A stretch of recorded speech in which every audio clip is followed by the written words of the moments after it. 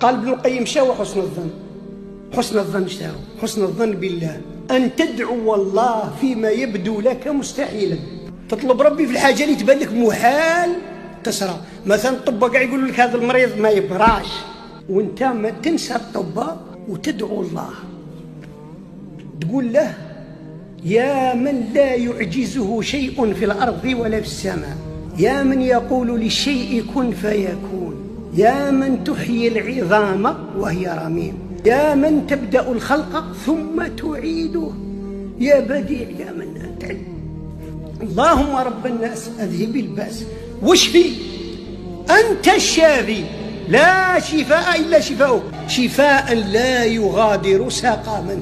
فهل يعتقد الداعي المريض الذي انقطع آماله تحت ضغط آراء الأطباء أن الله شافي لا شفاء إلا شفاؤه؟